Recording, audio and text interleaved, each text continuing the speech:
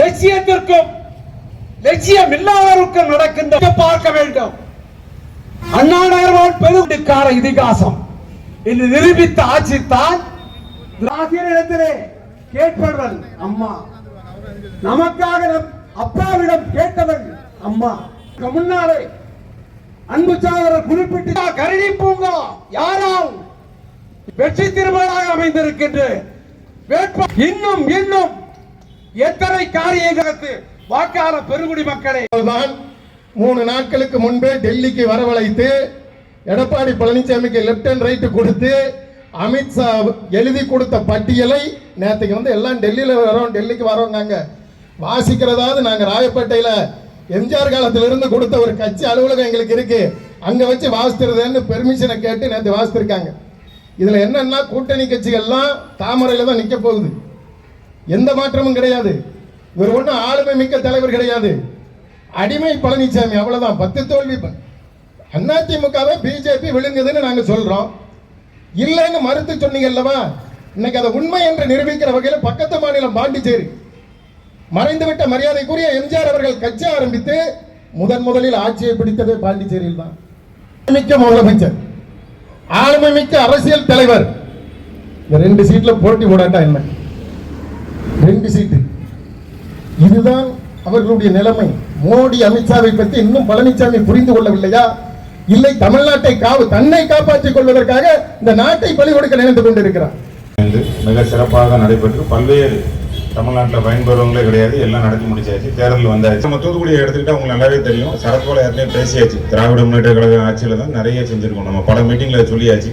உதாரணத்துக்கு பார்த்தீங்கன்னா நம்மளோட 2017 ஸ்டெர்லைட்டை எதிர்த்து போராட்டம் தொலைக்காட்சியில் பார்த்து தெரிஞ்சுக்கிட்டேன்னு சொல்லி துப்பாக்கி சூடு நடந்தது. அன்னில இருந்தே அவர் தூத்துக்குடிக்கு வர பயம். இப்போ ஒரு ஆட்டம் மட்டும் வந்துட்டு போயிருக்காரு. தேர்தல் பிரச்சாரம் இல்லை, ஒரு பஸ் ஒன்று கொண்டு வந்திருப்பாரு, நம்ம சுந்தரா டிராவல்ஸ் பஸ் மாதிரி. அந்த பஸ்ஸு கொண்டு வந்தோன்னே அதில் மட்டும் அன்னைக்கு மட்டும் வந்துட்டு போயிருக்காரு. ஏன் சொல்கிறேன்னா நியூஸ் 24 சொன்னதுனால, சரத்பாலா சொன்னதுனால சொல்கிறேன். ஏற்கனவே 2019 நிற்க தைரியம் இல்லை கூட்டணிக்கு. அதை நான் எம்பி தேர்தலில் சொல்கிறேன். பார்லமெண்ட் தேர்தலில் கூட்டணிக்கு தள்ளியாச்சு. 21 அதே தான் சட்டமன்ற தேர்தலும் தெரியாச்சு. 24 வெளியூர்லேருந்து உள்ள வேட்பாளர் பண்ணாங்க. அதே மாதிரி இப்போ 26 அந்த என் கணக்கு கரெக்டாக இருந்ததுன்னா அவர் எப்படி ஒரு செல்லாத பாண்டி நம்ம தலைவர் அவர்கள் மறைந்த முன்னாள் முதலமைச்சர் அவர்கள் காலத்தில் இருந்து இன்று இப்போ 5 வருஷம் நம்ம ஆட்சி செஞ்சுருக்கோம். இந்த ஆட்சியில் எந்த ஒரு குறைபாடு இல்லாமல் எல்லாமே தூத்துக்குடி மாநகரத்துக்கு தேவையாக இருக்கட்டும், தமிழ்நாட்டுக்கு தேவையாக இருக்கட்டும், தொழில்துறையாக இருக்கட்டும், அப்படி பல்வேறு கட்டங்களாக எடுத்து கொண்டு போயிட்டே இருக்கும். ஒரு உதாரணத்துக்கு பார்த்தீங்கன்னா தேர்தல் அறிவிக்க அதிமுக விட்டாச்சு. அதில் பார்த்தீங்கன்னா நம்ம 2006 இருந்தே கலர் டிவி கொடுப்போம்னு சொன்னோம். இப்போ இந்த ரோட்டில் திரும்பச்சில் யூடர்ன் போட்டு திரும்பச்சில் வருஷம் 2021 500 சில்லற பாயிண்ட், அதாவது 29ஆம் தேதி நைட்லேயே ஓடிடும். இதுதான் எடிமிக்கையோட இது. ஏதோ கூட்டணியில் உட்காந்துருந்தோம், சுற்றி உள்ளவங்களாம் ஏதோ எழுதி கொடுத்தது வந்து இன்னைக்கு வாசித்து வெளியிட்டிருக்காரு. அடுத்தது நம்ம கன்னியாகுமரி, அதாவது நாகப்பட்டினத்துலேருந்து கன்னியாகுமரி வரைக்கும் ஈசிஆர் ரோடு ஆல்ரெடி டெண்டர் ஆகி 4வே. இப்போ நம்ம வந்து டபுள் சிங்கிள் வே ஆகும், அது 4வே ஆகுது. ஏன்னா டூரிஸ்ட் சென்டர்லாம் இணைக்கிறது, அது நாகப்பட்டினமாக இருக்கட்டும், திருச்செந்தூராக இருக்கட்டும், கன்னியாகுமரி வரைக்கும் இணைக்கிறது. அதை வந்து அவர் விரைவாக கொண்டு வர பாடுபட்டு இருக்கேன். நான் நம்ம மாவட்டத்துக்கு உள்ளது மட்டும் நான் சொல்கிறேன். இப்படி தவறான கருத்துக்களை அது ஒரு உதாரணம் எடுத்துக்கலாம். அது அவர்கிட்ட வந்து இல்லை, மறைந்த முன்னாள் முதலமைச்சர் ஜெயலலிதா காலத்தில் இருந்து ஒரு உதாரணத்துக்கு கேட்டிங்கன்னா வீடு மேம்பாலம் அமைப்பாங்க. ஒரு மேம்பாலம் அமைக்கிறது இருந்தால் இவ்வளோ வண்டி கிராஸ் ஆகணும், அது நேராக பாஸ் ஆகிறதுக்கு வழி ஆகணும். அதுலேருந்து இறங்கி இவங்க கடலுக்குள்ளே தான் போக முடியும். அதில் வந்து 2 கிலோமீட்டரில் கடல் வந்துடும், வழி கிடையாது. நம்ம ஊரில் வந்து முட்டுச்சந்த மாதிரி. அதில் ஒரு சுற்றி தேர் ஓடுது. அங்கே ஒன்னாங்கேட்டில் வந்து அண்டர் கிரவுண்ட் போட்டால் வந்து ஊத்து பிரச்சனை வரும். இப்போ நிறைய டெக்னாலஜி வளர்ந்துட்டு, நான் சொல்கிறேன் 20 வருஷம் முன்னாடி வந்துட்டோம். இப்போ தேவை என்ன போடுதோ, 1ஆம் கேட்டு தேவைப்படுதா, 2ஆம் கேட்டு தேவைப்படுதா, அடுத்த வழி இது 4ஆம் கேட்டுன்னு வச்சுருக்கோம். இதுக்கு அப்புறம் நீங்களேசனுக்கு 2 வண்டி 3 வண்டி வந்துட்டு சாலை ஓரமும் நிப்பாட்டுறோம், எல்லாம் பாதுகாப்பாக இருக்குது. இப்படி அடுத்தடுத்து கட்டளை வீடு இருக்குது, அது 6000மோ 10,000மோ செழிப்பாக இருக்குது குடிமேறு. இப்படி பல்வேறு இந்த நிறுவனம் எந்த வண்டி வேணும், ட்ரெயின் வேணும். அவர் இன்னொன்று அந்த அறிவிப்புல பார்த்தேன், அவர் வந்து ஃப்ளைட்டு டெல்லிக்கு இதுக்கெல்லாம் விடுறதுக்கு பாடுபடுவாங்க.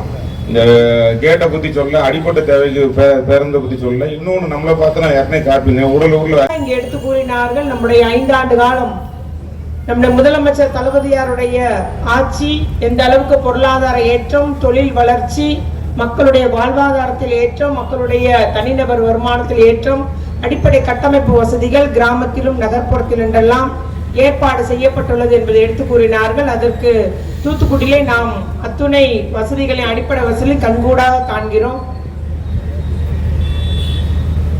அதே போலதான் எல்லா இடத்திலையும் நம்முடைய தமிழகம் எங்குமே முன்னேறி உள்ளது. அது அபரிதமான வளர்ச்சி சொன்னீங்கன்னா, திறன் மேம்பாட்டு பயிற்சியில 49 லட்சம் பேர் IAS தேர்வு பண்ணியிருக்கிறேன் அப்படின்னு சொல்லும் போது இதே நிலைதான். யாருனாலும் சரி, உயர்கல்வி நம்முடைய 12ஆம் வகுப்பை விட்டு எல்லாரும் கல்லூரி கல்வி, அதற்கு மேலாக உயர்கல்வி பெற வேண்டும். அது ஆணா இருந்தாலும் பெண்ணா இருந்தாலும் ஒரு கல்வி அறிவு பெற்ற ஒரு அறிவார்ந்த சமூகமாக தமிழ் சமுதாயம் உருவாக வேண்டும் என்பது நம்முடைய முதலமைச்சருடைய உன்னத நோக்கங்களில் ஒன்று. அதை நாம் எட்டியும் விட்டு உள்ளோம் என்பதை நான் இங்கு கூறிக்கொள்ள விரும்புகிறேன்.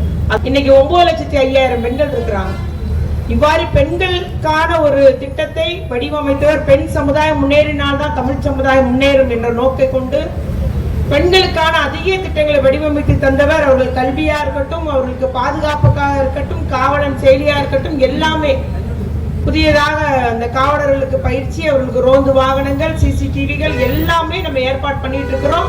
பிற மாநிலத்தை ஒப்பிடும் போது தமிழகம் பெண்களினுடைய உயர் கல்விக்கும் வேலை பணிபுரிகிற மகளிருக்கும் ஒரு பாதுகாப்பான மாநிலம் என்பதை நான் உறுதியாக சொல்லுவேன். யாரும் மறுக்க முடியாது. கூட்டுறவு வங்கியில நம்ம ட்ரோன் வாங்கி கொடுக்கிறோம், டிராக்டர் வாங்கி கொடுக்கிறோம், மானிய கடன், நேரடியாக மானியத்தை கழிச்சுட்டு தான் அவங்க பணமே கட்டுறாங்க. அதே போல இந்த சொட்டு நீர் பாசனம் எல்லாம் விவசாயத்துக்கு அந்த வசதிகள் அத்துணையும் இந்த அரசு செய்து வருகிறது. 75% மானியம், சில குறு விவசாயிகளுக்கு 100% மானியத்தில் இந்த திட்டங்கள் எல்லாம் பெற்று வருகிறார்கள் என்பதை நான் இங்கு கூறிக்கொள்ள விரும்புகிறேன். இவ்வாறு ஒன்றுனே சொல்லி முதலமைச்சருடைய திட்டங்களை அவர் நம்முடைய தமிழ்நாட்டை சீரமைத்ததுல என்னென்ன அடிப்படை கட்டமைப்பு நம்ம வாங்கியிருக்கிறோம், எப்படி இவ்வளவு அளவுக்கு நம்ம தமிழ்நாடு தலை நிமிர்ந்து நிற்கிறது, இந்தியாவில முதன்மை மாநிலமா இருக்கிறது என்பது சாதனை நம்ம அடுக்கிக் கொண்டே போயிட்டு இருக்கலாம். அதற்கு எதிராக ஒருத்தரும் பேச முடியாது. ஆகவே அந்த அளவுக்கு சாதனை செய்தவர் தான் இன்னைக்கு மீண்டும் தேர்தலில் நான் தொடங்கி உள்ள திட்டத்தை தொடங்கிட வேண்டும், இன்னும் நல்ல பல திட்டங்களை தொடங்கிட வேண்டும் என்று நமக்காக எலெக்ஷனை நம்ம கூட்டணி சார்பில் சந்திக்க உள்ளோம். மதசார்பற்ற முற்போக்கு கூட்டணி கட்சி நிர்வாகி நம்ம அனைவரும் ஒன்றிணைவோம், வெல்வோம், ஒன்றாக தமிழ்நாட்டை வெல்வோம், மீண்டும் முதலமைச்சராக நம்முடைய தளபதியாரை பொறுப்பேற்க வைப்போம் என்று கூறி முடிக்கிறேன். நன்றி, வணக்கம்.